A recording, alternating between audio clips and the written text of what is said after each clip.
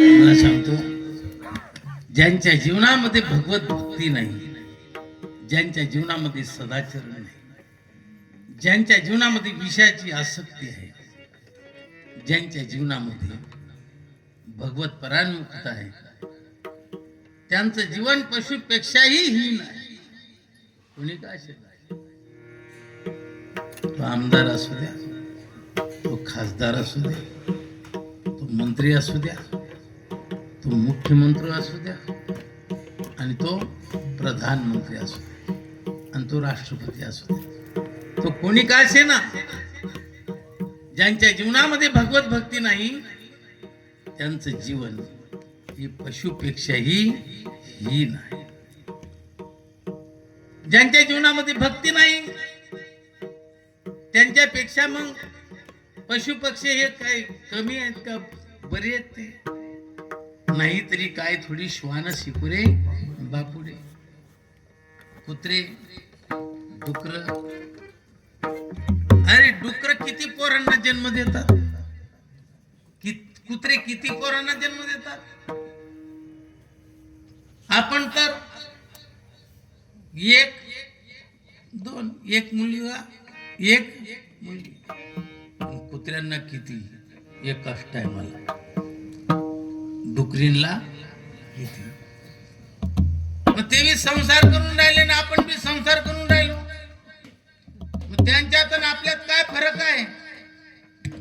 तुम्हाला सांगतो, शिकलेला बी अडाण्यासारखा वागून राहिला. मग अडाणी आणि शिकलेला याच्यात फरक आहे. कीर्तनकारही जर कधी सामान्य लोकांप्रमाणे वागत असेल, तर सामान्य लोकांनी कीर्तनकार याच्यामध्ये फरक आहे. म्हणून तुकोबराय म्हणतात, काय तरी नाहीतरी काय, थोडी श्वान सुगरे. तो ज्यांनी भगवान परमात्म्याचा साक्षात्कार करून घेतला नाही, त्यांनी आपल्या जीवनामध्ये फार फार हानी करून, फार फार हानी केली, भयंकर हानी केली.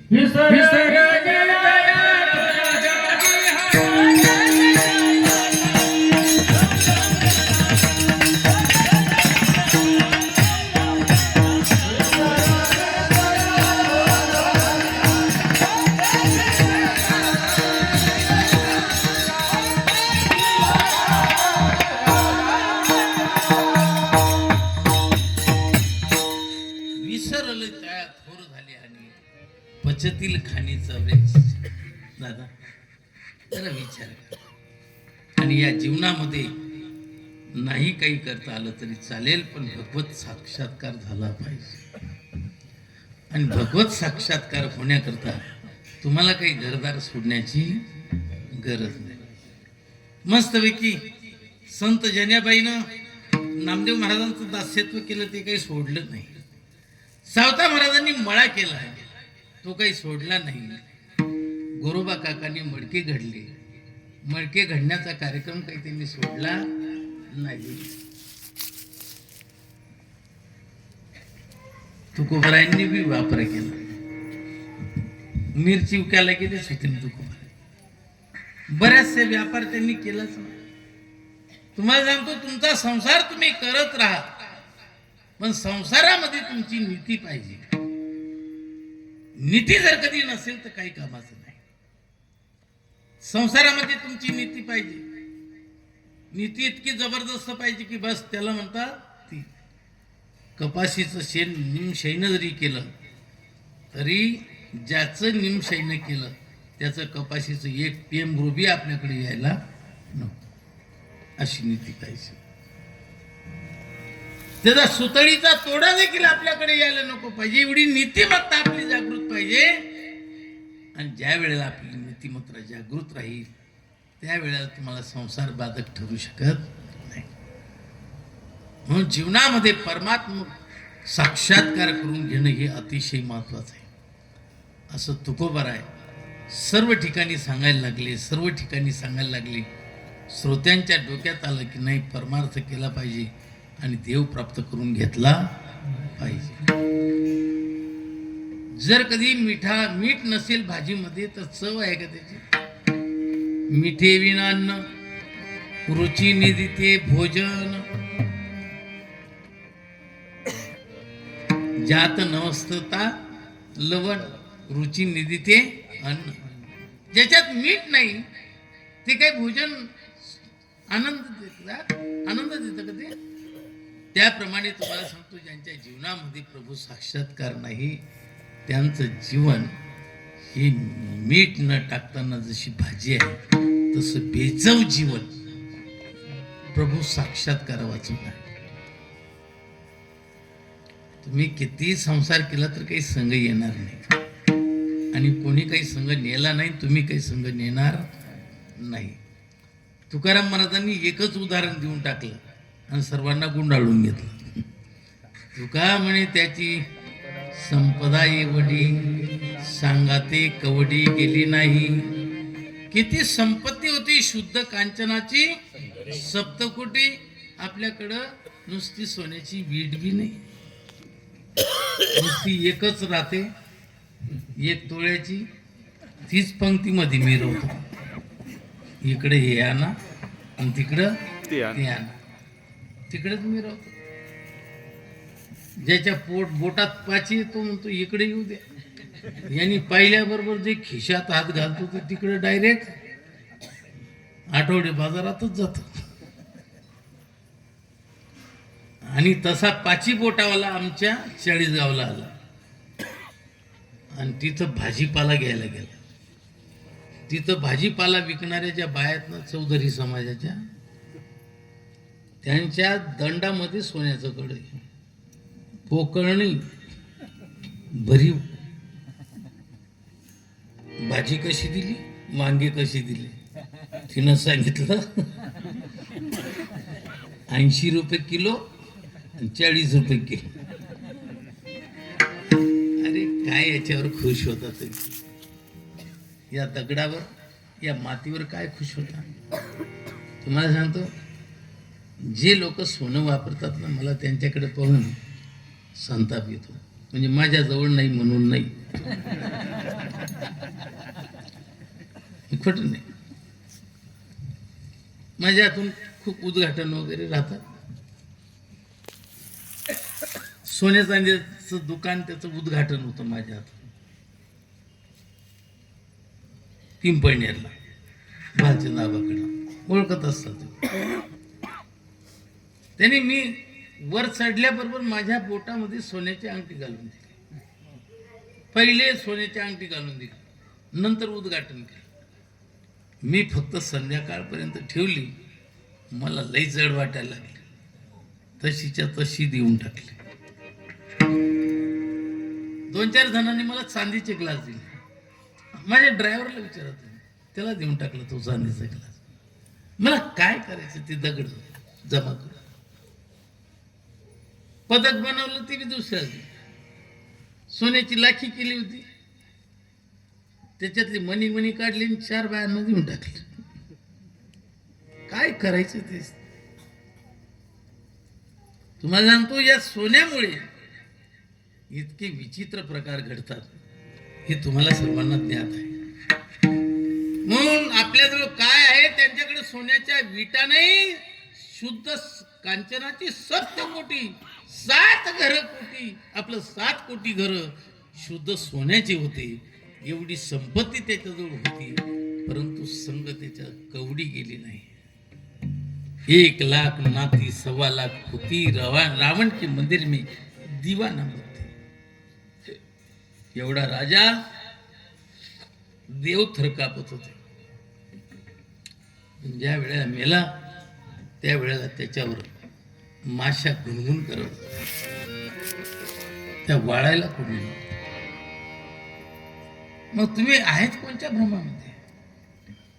मी एवढ्या करता दादा, बाकीच्या गोष्टी याच्याकडे दुर्लक्ष झालं तरी चालेल, पण भगवंताच्या भक्तीकडे दुर्लक्ष होता कामा नाही. कणे वन सोपटे कणसी लागली घनदाटे, काय करावे गोमटे ओस न गर. अहो खूप कणस आहेत, परंतु एकाही कणसाला दाना झोंबला नाही. मग ते कंस काय कामाचे? कणे विन सोपटे कणसे लागली घनदाटे. गोमटे वसनगर. तुम्हाला सांगतो अशी बांधणी आहे एका नगराची. त्या ठिकाणी मी जाऊन आलो, पण गावात कुत्र पण राहत नाही. मग काय उपयोगाची ती बांधणी? काय करावे गोमटे वसनगर? काहीच उपयोगाचं नाही. एवढ्या करता जीवनामध्ये भगवत साक्षात्कार आणि भक्ती ही अतिशय मोलाची आहे. भगवत साक्षात्कार झाला पाहिजे असं तुकोबाराय सर्वांना सांगत असताना लोक तुकोबारायांजवळ आले आणि तुकोबारायांना सांगायला लागले, तुकोबाराय, देव प्राप्त झाल्याशिवाय जीवनाला सुगंध नाही. देव प्राप्त झाल्याशिवाय जीवन परिपूर्ण नाही. देव प्राप्त झाल्याशिवाय जन्म मरणाच्या व्यथेतून मनुष्य मुक्त होत नाही. देव प्राप्त झाल्याशिवाय माणसाच्या जीवनातलं कायमचं दुःख जात नाही आणि कायमचं सुख प्राप्त होत नाही. दुःख बांधव हो हो, देव प्राप्त झाल्याशिवाय दुःख जात नाही आणि कायमचं सुख प्राप्त होत नाही. हे तुम्ही जे कीर्तनामध्ये सांगितलं ते आम्हाला खूप पटलं आणि वस्तुस्थिती आहे. मग देव प्राप्त झाला पाहिजे, देव प्राप्त झाला पाहिजे. याच्याकरता आम्हाला देव प्राप्तीचा सुलभ उपाय सांगा, सुलभ उपाय सांगा. अभंगाच्या पहिल्या चरणी.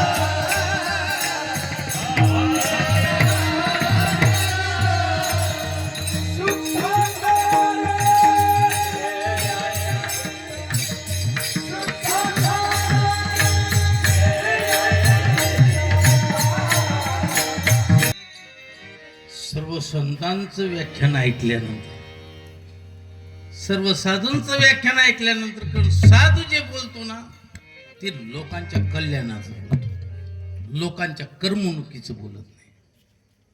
आणि जे धंदेवाईक कीर्तनकार राहतात ना ते लोकांच्या करमणुकीचं बोलतात, लोकांच्या कल्याणाचं बोलत नाही. कीर्तनामध्ये लोकांचं कल्याणाचं बोललं पाहिजे का करमणुकीचं बोललं पाहिजे? लोकांच्या कल्याणाचं बोललं पाहिजे.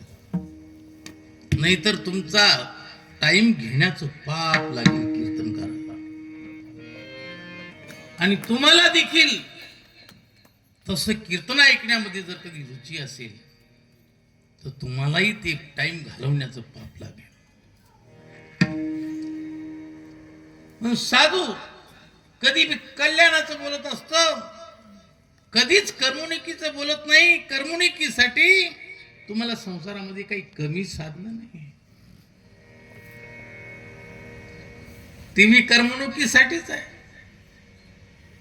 त्याच्यातही बोध करणारे आहेत, त्याच्यातही प्रबोधन होतं, परंतु प्रबोधनचं चॅनल जे आहे ना ते लोक लावतच नाही, फक्त करमणुकीचे चॅनल लावतात.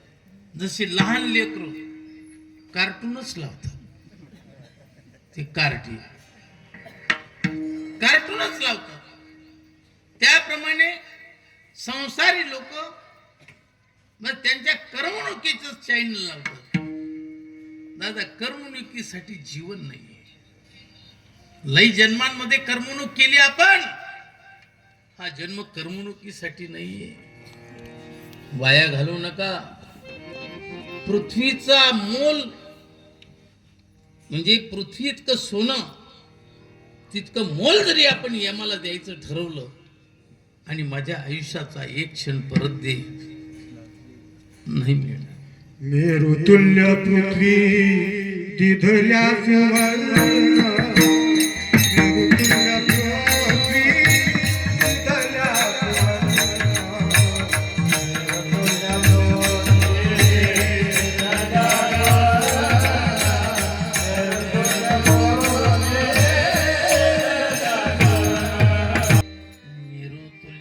पृथ्वी दिदल्या सुवर्ण न मिळे एक क्षण नरदेव.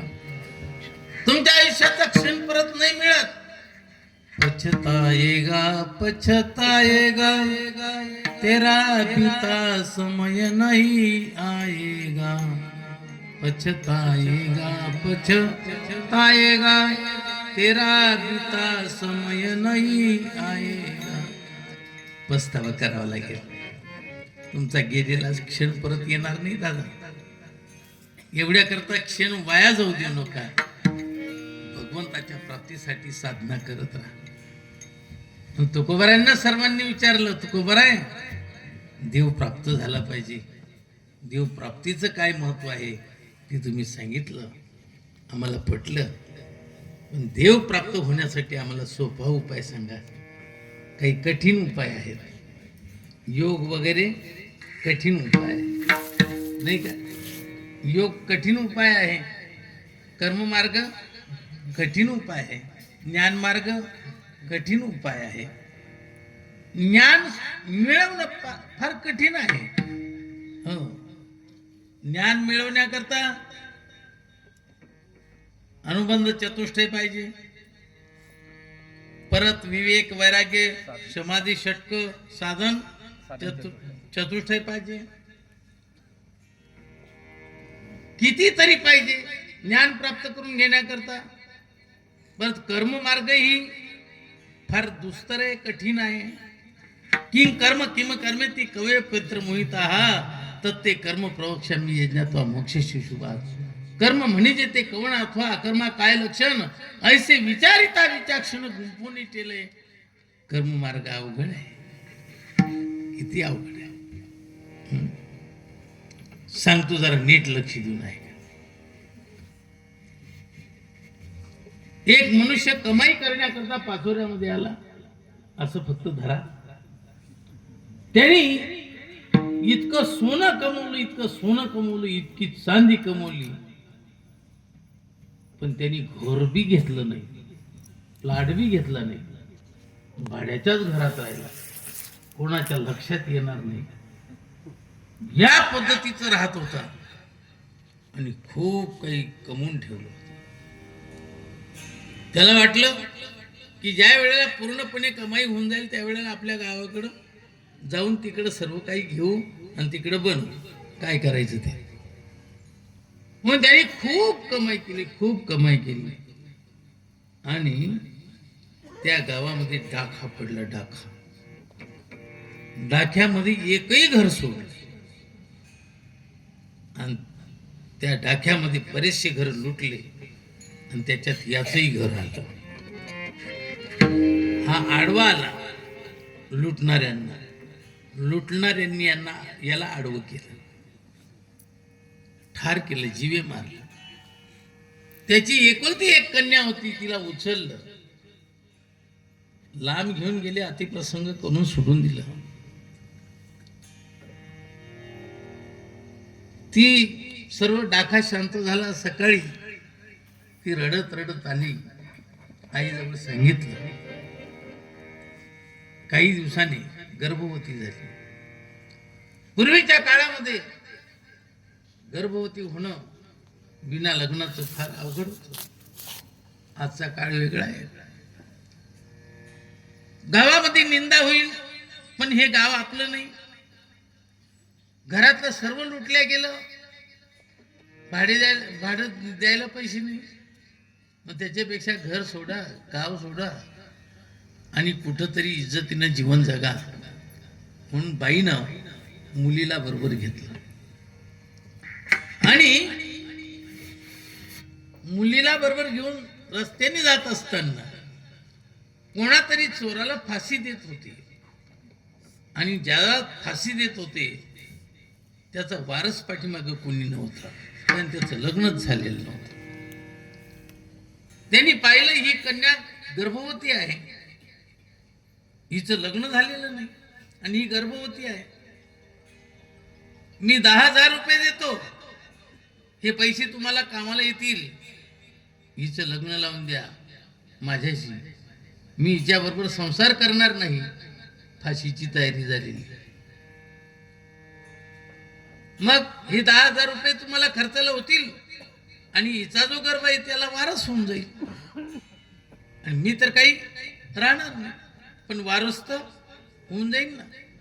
बाईला बरं वाटलं, तिने 10,000 रुपये घेतले, तिथंच ब्राह्मण बोलवला, माळा टाकून घेतल्या, लग्न लावून घेतलं आणि तुम्हाला सांगतो लगेच त्याला फाशीची शिक्षा, लगेच कुंकू पुसून बुक्का लावला. त्याचं उत्तर कार्य वगैरे आटोपलं, रस्त्याने चालले.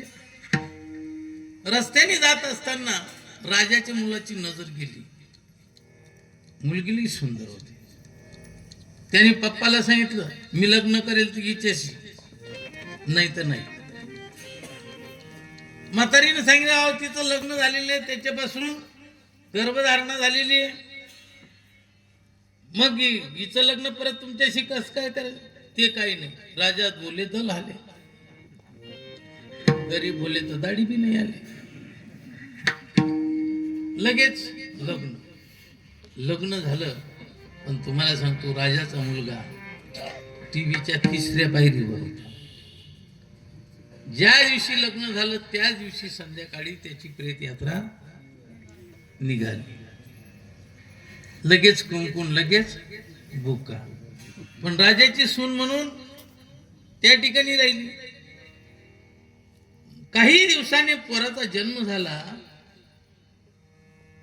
पोराचा जन्म झाल्यानंतर तुम्हाला सांगतो त्याच्या हातून पिंडदान करायचं, तर त्यावेळेला 3 हात वर आले. 3 हात.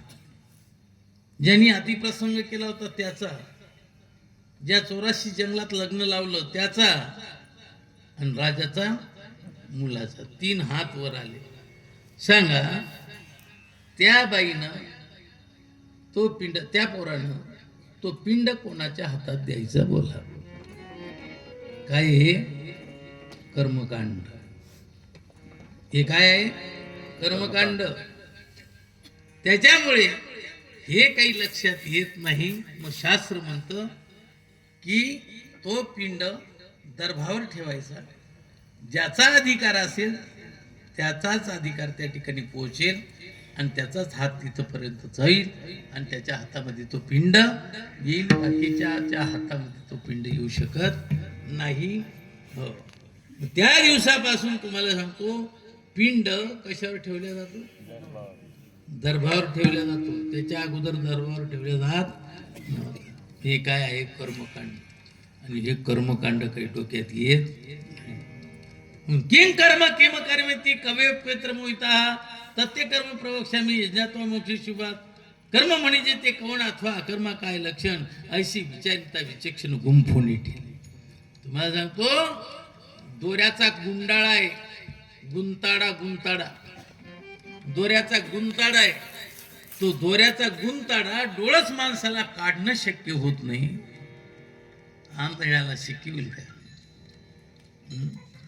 जैसे का पुढे नाणे खऱ्याचे नि सारखेपणे डोळ्याची देखणे संशय घाली.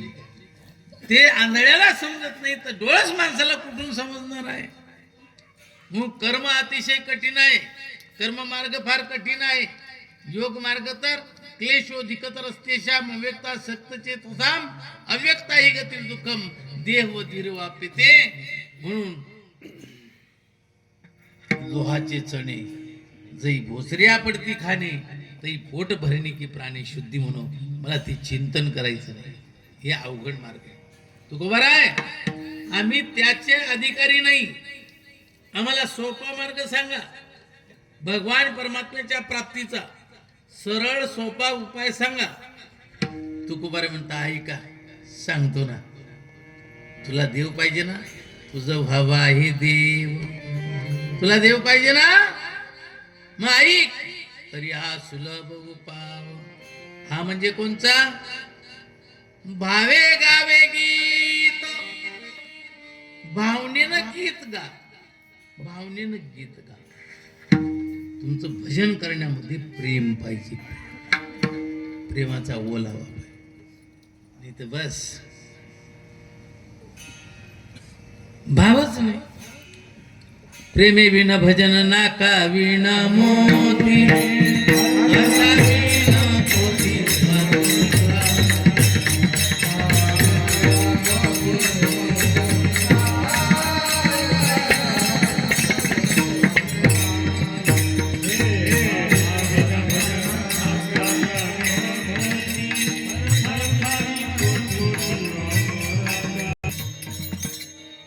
प्रेमाविन भजन, प्रेमा वाचून भजन.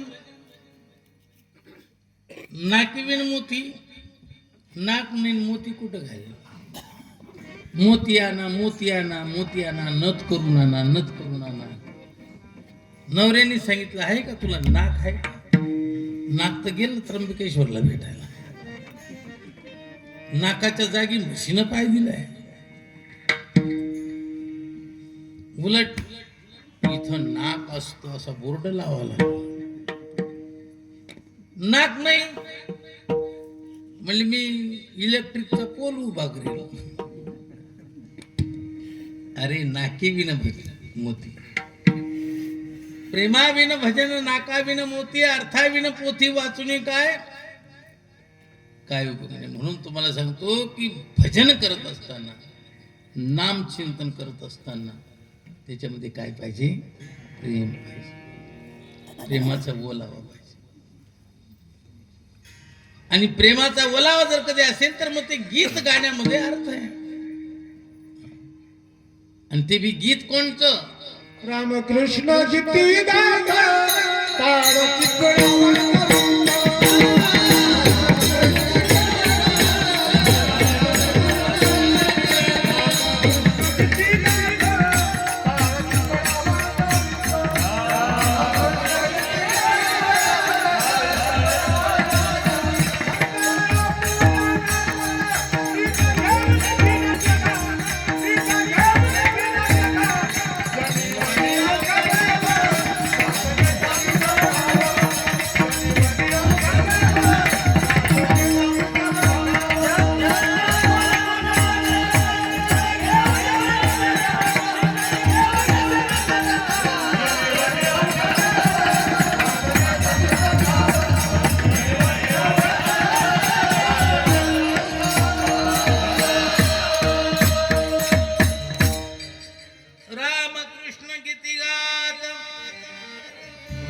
ज्या काव्यामध्ये देवाचं नाव नाही ते काव्य काही कामाचं नाही.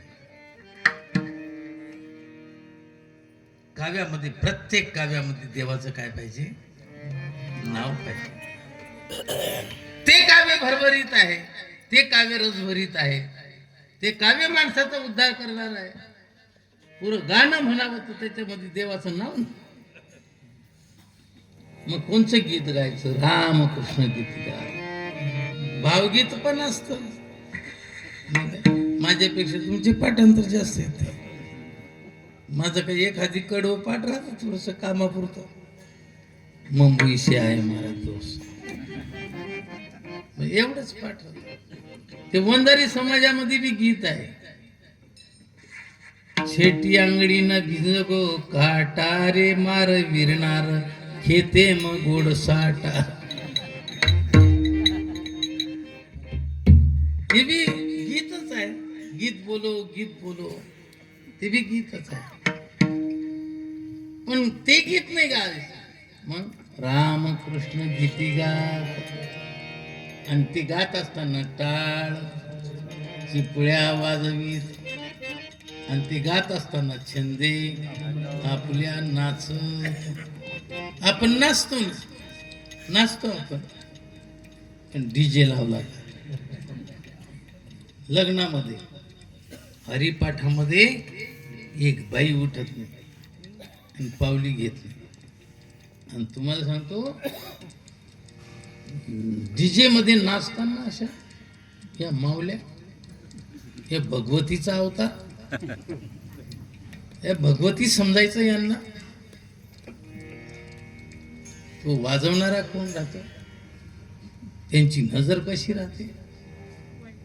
आपण कशा पद्धतीच्या लाइटिंग मध्ये आणि नाचतो, तशी लाइटिंग लावण्याची काय गरज राहते?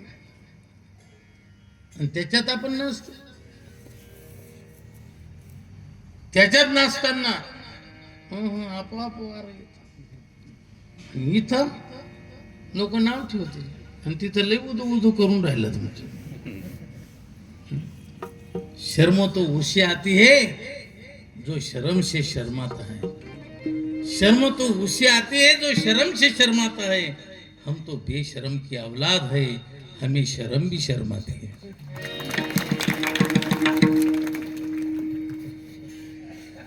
नाचायचं कुठे? इथं नाचलं पाहिजे. छंदे आपल्या नाचत. मीराबाई नाचली ना, नाचूंगी नाचूंगी नाचूंगी नाचूंगी नाचूंगी.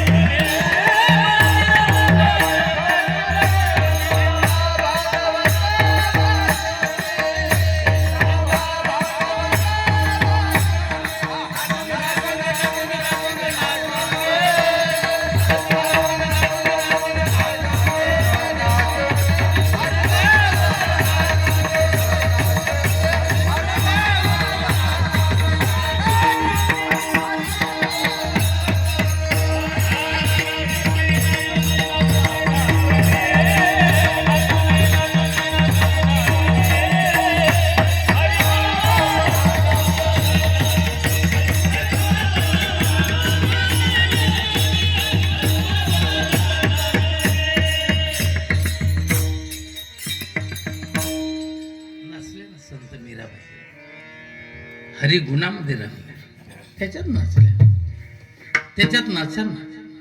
हरिपाठात कुणी उठत नाही. डीजे मध्ये किती विचित्र प्रकार घडतात काही काही ठिकाणी, हे आपण डोळ्यांनी पाहत नाही का?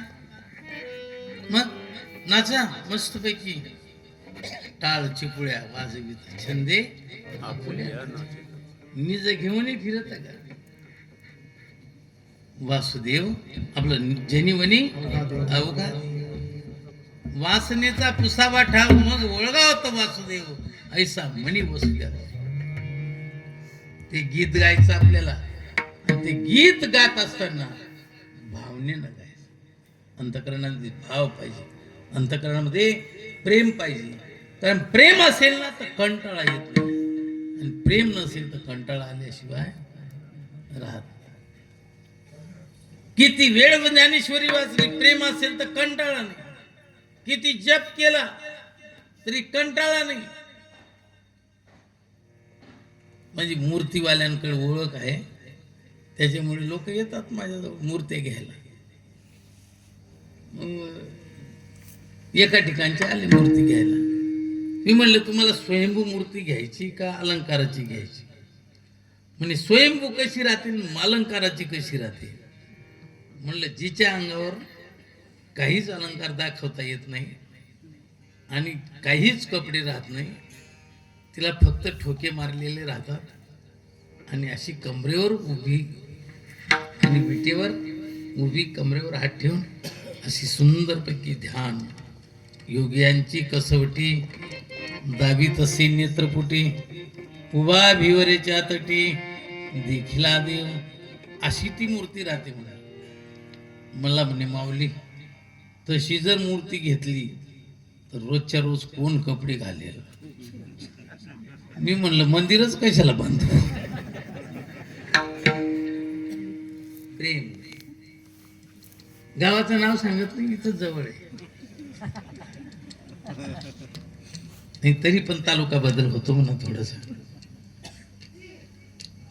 मी त्या ठिकाणी भागवत सांगितलं, पण 7 दिवस मी 3:45 उठत होतो आणि 4 प्रभात फेरी काढत होतो. 5 वाजेपर्यंत प्रभात फेरी फिरून त्या ठिकाणी काकडा करत होतो. पण 7 दिवसामध्ये एकही दिवस मला मूर्तीला आंघोळ घालताना माणूस दिसला नाही. मी म्हणलं 3 वाजता येऊन जातो का काय.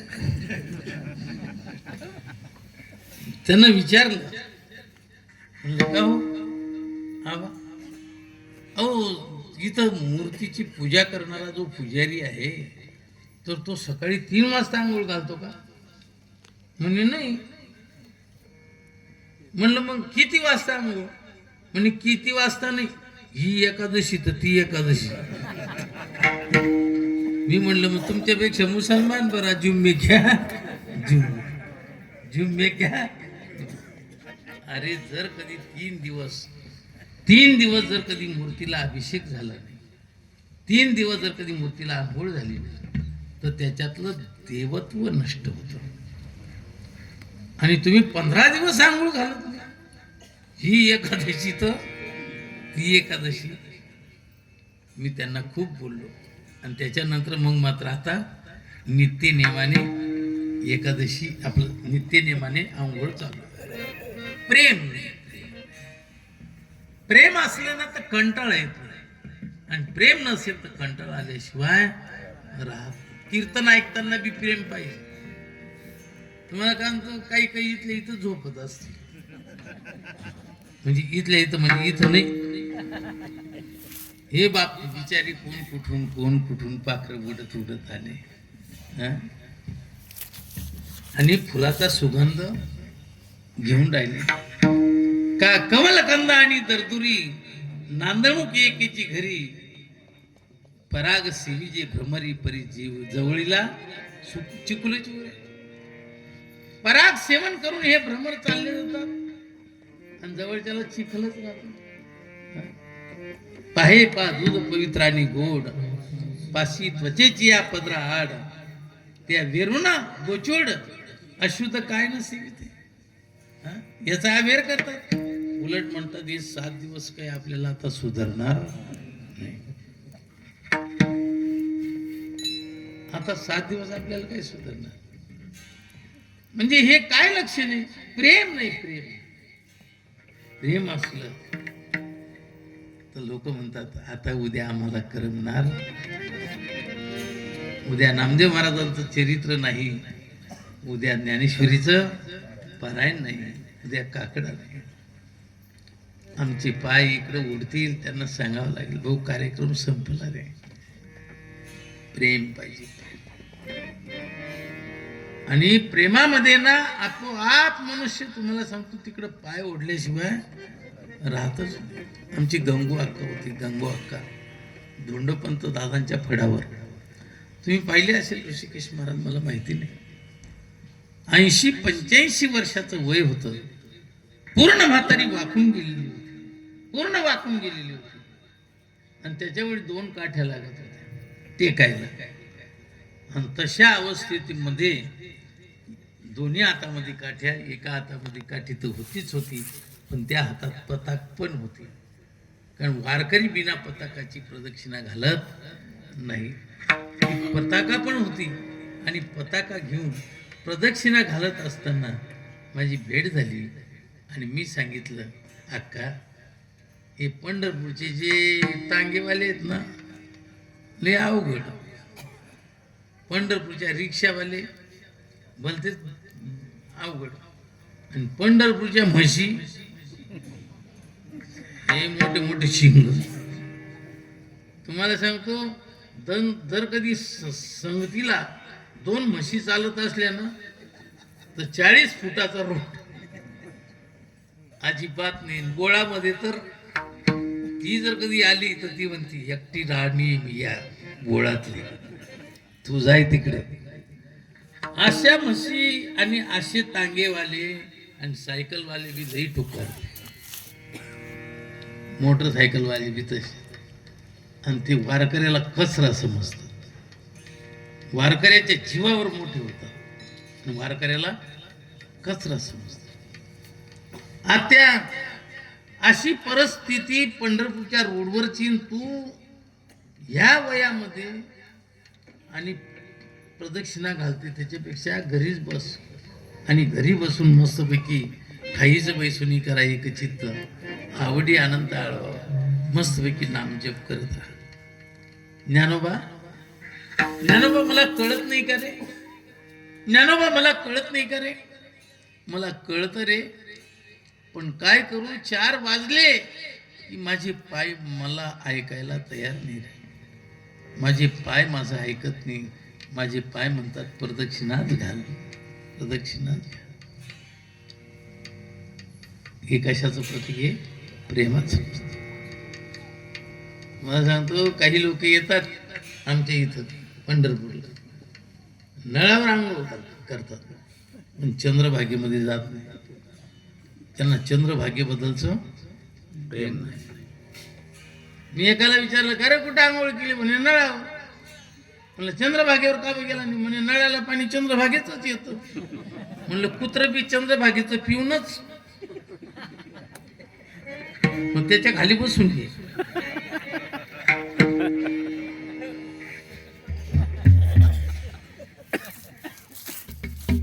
प्रेम,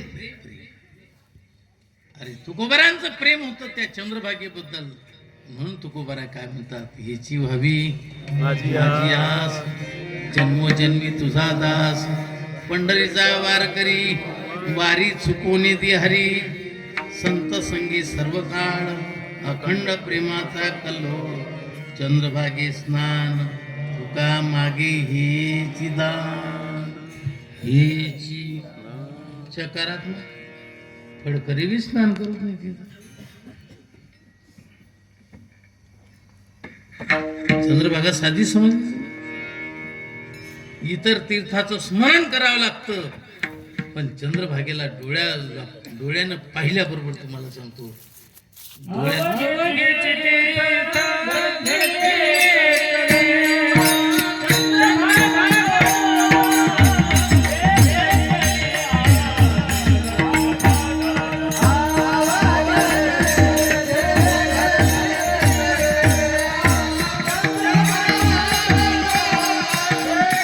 खूप आहे. पण काय करू, फक्त 10च मिनिटं शिल्लक आहे. घड्याळ नुसतं पुढं पुढं चाललं, माझ्याजवळ तर अजून 5 चरण शिल्लक आहे. शक्य होईल का? जाऊ द्या, नाही झालं तर काय, कुठं आपण ठेका थोडीच घेतलेला आहे. दादा, अरे प्रेम पाहिजे, प्रेम पाहिजे.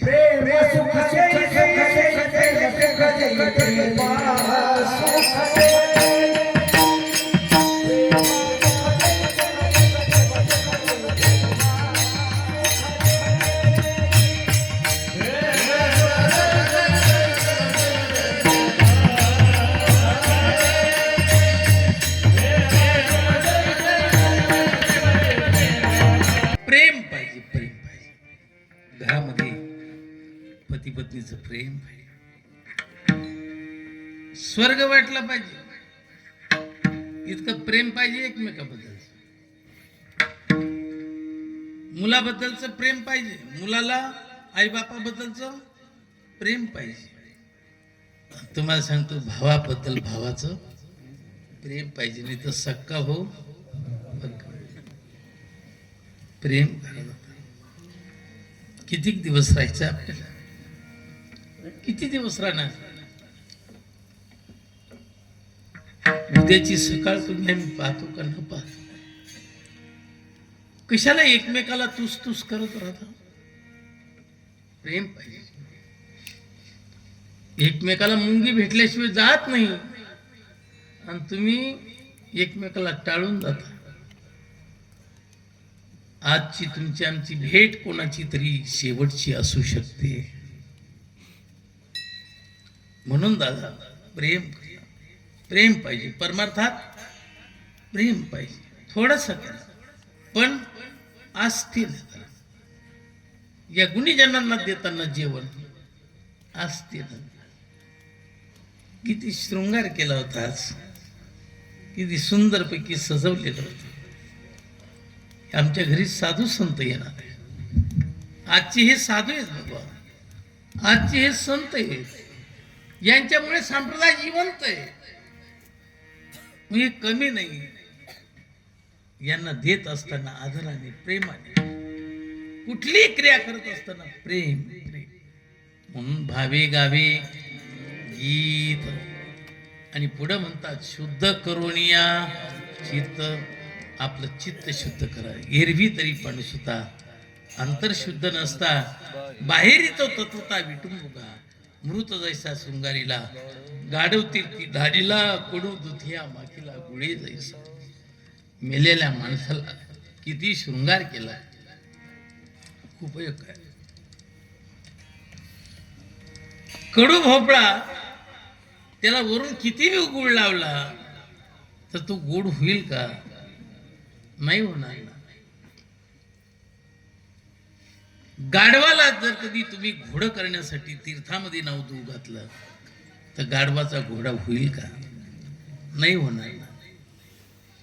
तसं तुम्हाला सांगतो, आपलं अंतकरण शुद्ध नसताना नुसती बाहेरची जी क्रिया आहे ना ती काही कामाची नाही. एकाने मस्तपैकी गुळामध्ये धोंडा माखला, धोंडामध्ये दगड माखला आणि तो मोजून दिला आणि भजनी मंडळाच्या पुढं गुळ आला. फुटला का तो? अरे तो धोंडा आहे. तुम्हाला सांगतो त्याप्रमाणे अंतकरणाने आपण धोंडे राहू नका. वर कसे का राहत नाही.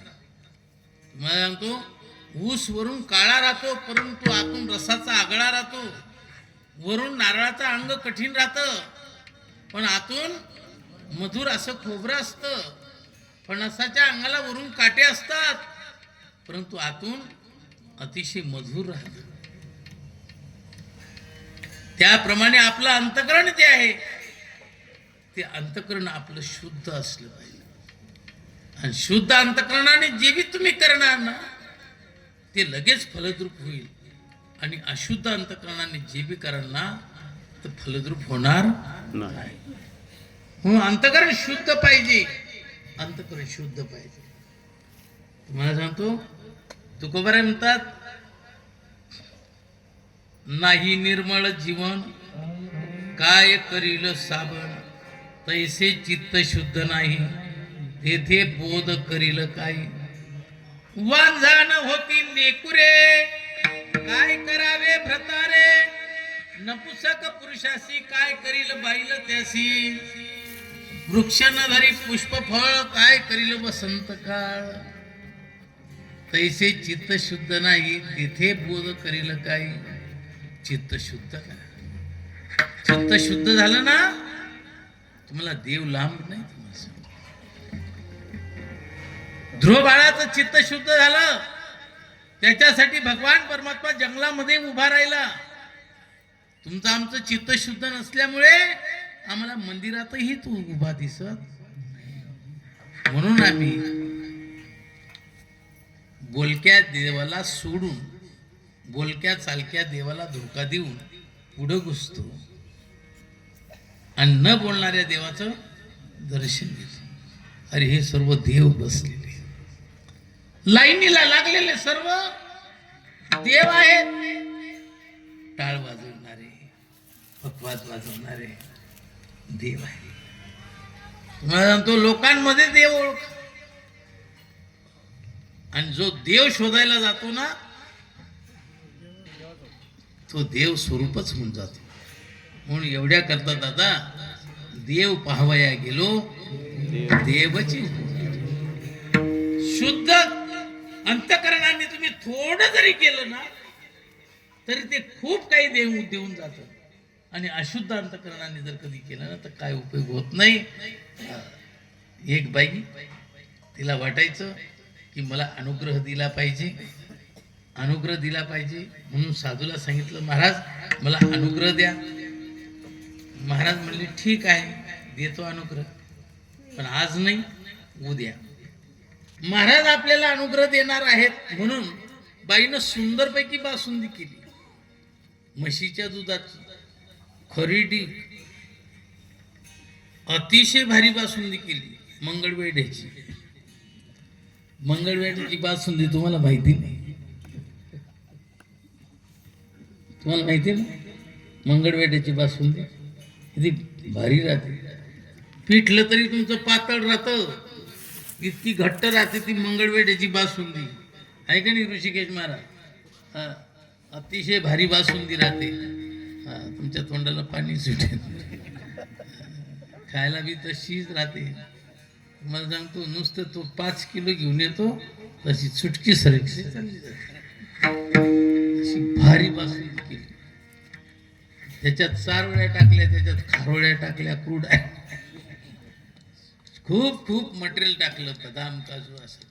आपल्याला बोध देणार ना महाराज, आपल्याला बोध देणार. त्यांच्या पात्रामध्ये आपण बासुंदी टाकू. मग महाराजही बोध देताना अगदी मोकळ्या मनाने बोध देतील. म्हणून तिनं भारी बासुंदी करून ठेवली. आणि महाराज त्या ठिकाणी बासुंदी आपलं मधुकरीसाठी गेले. आणि जाताना मात्र त्यांनी किचड भरून घेतला. कशात? कमंडलू मध्ये. लहान पोरग बसलेलं होतं रस्त्याच्या कडाला, त्याची विष्ठा घेतली, ती टाकून घेतली. म्हशीचं मूत्र टाकून घेतलं. आणि तुम्हाला सांगतो गटारीचं पाणी टाकून घेतलं. आणि चांगलं मस्तपैकी असं हलवून घेतलं, एक जीव करून टाकलं. आणि माश्या नुसत्या भनभन करत होत्या. आणि भिक्षाम देई म्हणून आरोळी मारली. बाईला मोठा आनंद झाला. आणि बाईनं ती मधुकरी देण्याकरता, ती बासुंदी देण्याकरता पुढं आली आणि सांगितलं, महाराज ही बासुंदी देते, घ्या. महाराजांनी पात्र पुढं केलं. कोणचं? कमंडलू ते बोला ना, ते घाण, ते कमंडलू पुढं केलं. बाई टाका.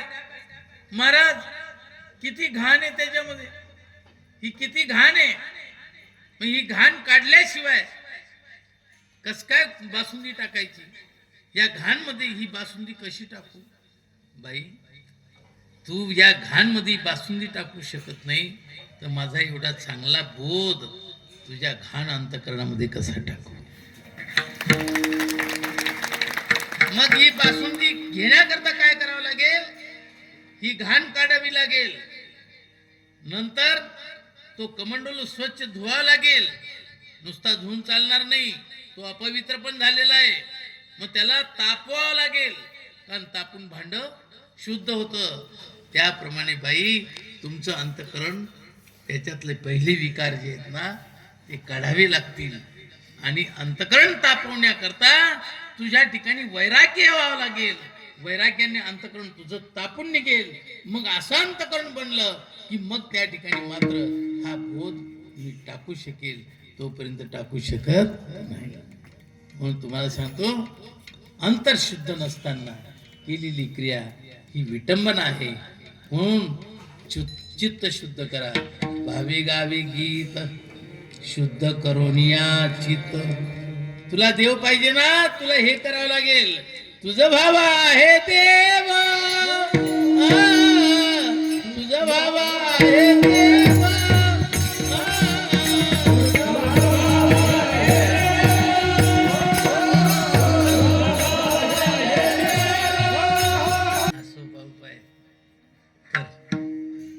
आणि तुम्हाला सांगतो आता वेळ संपलेली आहे, म्हणून आता पुढे बोलत नाही. तुला देव पाहिजे ना, हा सोपा उपाय. पण याला काही गोष्टी त्याज्य आहेत आणि काही गोष्टी ग्राह्य आहेत. पथ्य राहताना पथ्यामध्ये काही गोष्टी त्याज्य असतात आणि काही गोष्टी स्वीकारलेल्या असतात. मग याच्यामध्ये पथ्य काय? अनेकांचे कानी गुणदोष मनानानी. याच्यावर बोलायला लागलं तर 2 तास जाईल. मग अनेकांचे कानी गुणदोष मनानानी, हे झालं पथ्य. हे त्याज्य. आणि ग्राह्य, मस्तक ठेंगणा करी संतांच्या चरणा. ताटमानेनं राहू नको रे खोंड्या. लव कुठ तरी वाघ जा, तुला ताट नको. काही काही नुसते लाटण्यासारखे ताट राहतात. जो लाटणे ऐसानं लवे पाथरूड जेवी न द्रवे गुणत्रयासी नागवे फोडशे जैसे. चला वेळ नाही, म्हणून खूप बोलण्यासारखं असतं. अभंग छोटा जातो, खूप गोड असतो. पण आम्ही दरिद्री अभंग सोडतो आणि इकडे तिकडे भनकतो. काय कमी केलं अभंगामध्ये? तेव्हा आपलं मस्तक त्या ठिकाणी ठेवणं कर संतांच्या चरणावर आणि असं बोल विचिते वचन जेने राहे समाधान ऐसे बोल बोले जेने बोले विठ्ठल डोले असं बोल बर का साचा आणि मवाळ मिथल्या आणि रहाळ शब्द जैसे कल्होळ अमृताची असं बोल बर का म्हणून विचिते वचन जेने राहे समजले दुसऱ्याचं पित्त नाही खवळलं पाहिजे असं नको बोलू काही लोक आहे ना असे बोलतात ना बाबा जाऊ दे आता ते पित्त खवळून जातात म्हणून विचिते वचन जेने राहे समाधान आणि आपल्या जीवनामध्ये फार फार परोपकार करा आणि नाही फार जमला तर थोडा तरी करा अभंगाच्या तुका सेवा म्हणे